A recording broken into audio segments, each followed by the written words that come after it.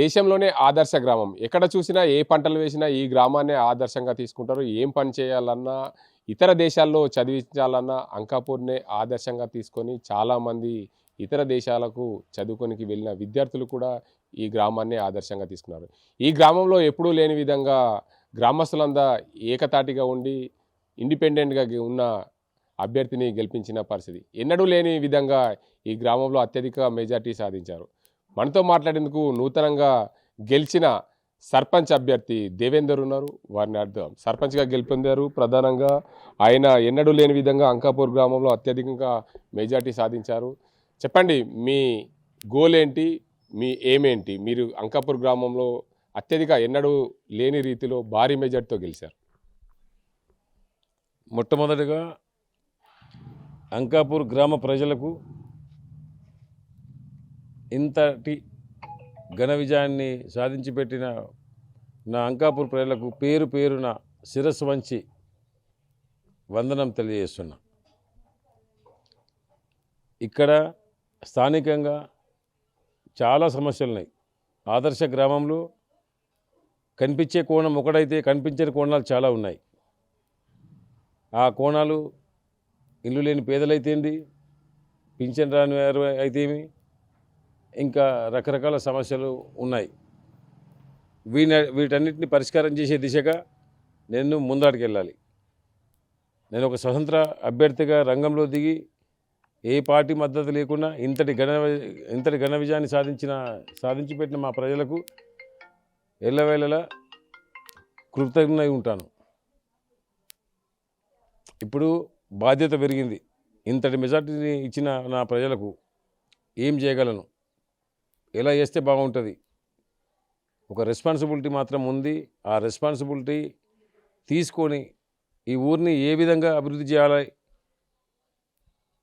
ఎవరెవరితో పోయి చేయాలి, ఇవన్నీ ముందు నేను భవిష్యత్తులో ఆలోచించి తగిన నిర్ణయం తీసుకుంటా. ప్రధానంగా ఈ గ్రామంలో ఎప్పుడు కూడా 200, 300 కంటే ఎప్పుడు కూడా మెజార్టీ రాలేదు సర్పంచ్ ఎన్నికల్లో. మీరు భారీగా మెజార్టీ సాధించారు. అసలు మీకు ఎంత మెజార్టీ వచ్చింది? మీ గ్రామంలోనే ఎమ్మెల్యే బీజేపీ నుండి గెలిచిన ఎమ్మెల్యే ఉన్నారు.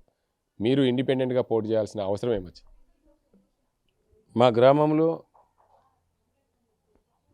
బడుగు బలహీన వర్గాలకు, మైనారిటీ వర్గాలకు ఎన్నో ఆశలు ఉండే.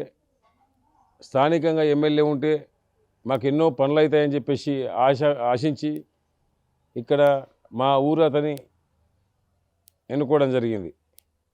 కానీ 2 సంవత్సరాలు గడుస్తున్నాయి, ఎలాంటి పురోగతి లేదు, వారి జీవితాల్లో ఎలాంటి మార్పు లేదు.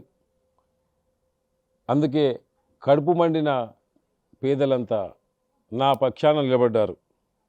నేను స్వతంత్ర అభ్యర్థిగా నిలిచినప్పటికీ నా వెంబడే ఉండి వెన్నంటుండి పనిచేసే వారికి పట్టం కడతాం. మాకు రాజకీయ పార్టీలతో సంబంధం లేదు, రాజకీయ నాయకుల సంబంధం లేదు. మాకు పనిచేసే వారికి పట్టం కడతాం. అది స్వతంత్ర అభ్యర్థి ఏంది, కాంగ్రెస్ పార్టీ అని, బీజేపీ కానీ, బీఆర్ఎస్ కానీ, ఏదైనా కానీ ముందు చూస్తారు. గత సంవత్సరాలు 10 సంవత్సరాల్లో ఏం చేసినానో జనాలు చూశారు.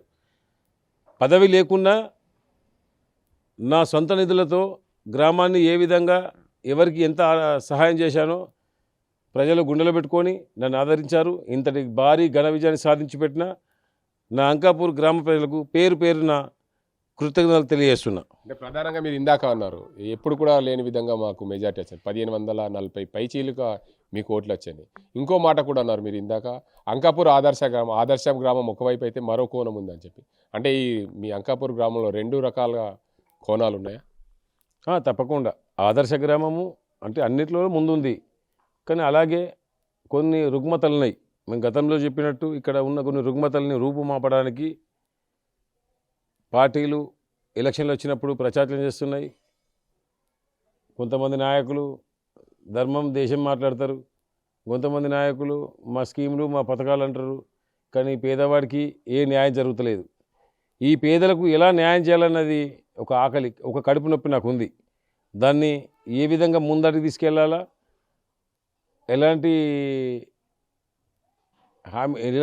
వ్యక్తులతో కలవాలి, ఎలాంటి అధికారులతో కలవాలి అని చర్చించి ఇక్కడ గ్రామ పెద్దల సూచనలు సలహాలు తీసుకొని గ్రామాన్ని అభివృద్ధి పథంలో తీసుకెళ్తా, గ్రామాన్ని ఇంకా ఆదర్శ గ్రామాన్ని ఇంకా మరింత ఆదర్శంగా తీర్చిదిద్దే విధంగా అంకాపూర్ గ్రామాన్ని సుందరీకరణ గ్రామంగా తెలంగాణలో ఇంకా మోడల్ ఆఫ్ తెలంగాణ గ్రామంగా ఇక్కడ పెద్దల సహకారంతో ఇట్లా రాష్ట్ర ప్రభుత్వంతో కానీ ఇంకా స్థానికంగా ఉన్న నాయకులతో కానీ సమస్యల్ని ముందుకు తీసుకెళ్ళి వాటి ద్వారా పరిష్కారం చేసే దిశగా కృషి చేస్తాను. మీరు ఇండిపెండెంట్ అభ్యర్థిగా సర్పంచ్గా గెలిచారు. రానున్న రోజుల్లో ఏ పార్టీలోకి వెళ్ళారా? నేను ఒకటే నా ఆశయం, పేదలకు కడుపు నింపాలన్న ఆశయం, పేదలు ఇలా బాగుపడితే చూడాలన్న ఆశయం, వారి కళ్ళల్లో ఆనందం చూడాలన్నదే నా ఆశ. దాని కొరకు పార్టీ ఎలాంటి పార్టీలో చేరతారన్న ప్రశ్నకి నేను ఒకటే చెప్తున్నా, అంకాపూర్లో ఉన్న పేదలకి పింఛన్ రాని వాళ్ళు ఉన్నారు, ఇండ్లు లేని వారు ఉన్నారు, వారికి ఎలాంటి హామీ ఇస్తారు, అది హామీ నెరవేర్చే దిశగా ఉందా లేదా?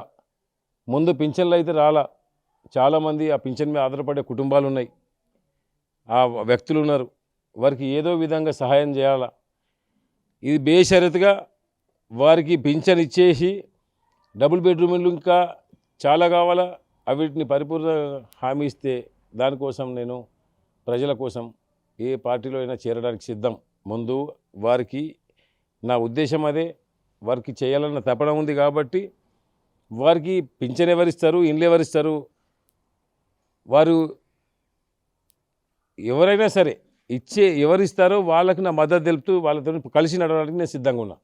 చివరిగా మిమ్మల్ని 1540 పైగా ఓట్లు వేసి గెలిపించిన అంకాపూర్ ప్రజలకి ఏం చెప్తారు? అంకాపూర్ ప్రజలు గత 10 సంవత్సరాల నుంచి కొన్ని ఆశలు పెట్టుకున్నారని ఇంతకుముందే చెప్పా.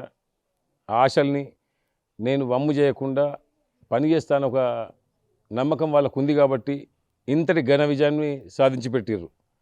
వారి ఆశలకు భంగం కలగకుండా వారి ఆశయాలకు తోడై నీడై వారి వెంట నడుస్తూ ఈ గ్రామాన్ని ముందరికి తీసుకెళ్తానని తెలియజేస్తున్నా.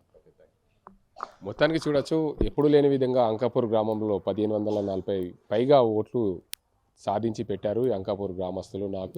నన్ను ఏకగ్రీవంగా ఇండిపెండెంట్ అభ్యర్థిగా 1540 పైగా ఓట్లేసి గెలిపించిన గ్రామ ప్రజలకు తోడు నీడగా అండగా ఉంటాను. ఎల్లవేళలా వారి బాగోగులు, అంటే ఒకవైపు ఆదర్శ గ్రామం అయినప్పటికీ మరోవైపు ఆ అభివృద్ధి లేని కాలనీలు ఎన్నో ఉన్నాయి. వారందరూ పేదల కోసం నేను కట్టుబడి ఉంటాను. పేదలే నా ఆశయం, ఆశ. వారి కోసం ఎన్నో సేవలు చేశాను.